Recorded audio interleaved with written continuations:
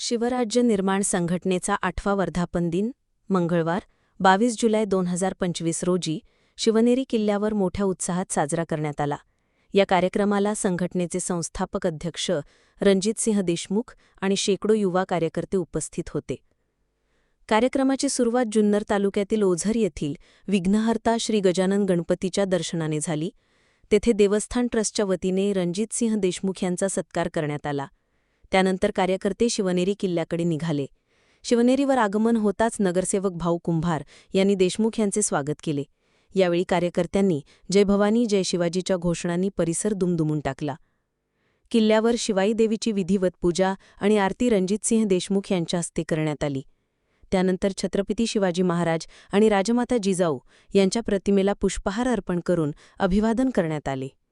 याप्रसंगी शिवचरित्राचे गाढे अभ्यासक आणि इतिहास संशोधक दीपक करपे यांचे व्याख्यान झाले. त्यांनी छत्रपती शिवाजी महाराजांच्या जीवन संघर्षावर आणि हिंदवी स्वराज्याच्या स्थापनेवर प्रकाश टाकला. संगमनेर तालुक्यालाही छत्रपती शिवाजी महाराजांच्या पराक्रमाचा वारसा लाभला आहे, असे त्यांनी सांगितले.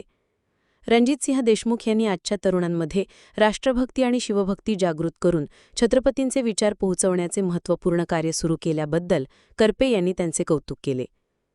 संघटनेचे संस्थापक रणजितसिंह देशमुख यांनी आपल्या भाषणात सांगितले की संघटना शाहू महाराज आणि अण्णाभाऊ साठे यांचा सामाजिक समतेचा आणि संघर्षाचा वारसा पुढे घेऊन जात आहे. धर्मकार्याबरोबरच समाजातील वंचित आणि आर्थिकदृष्ट्या दुर्बल घटकांना मदत करणे हे संघटनेचे ध्येय आहे.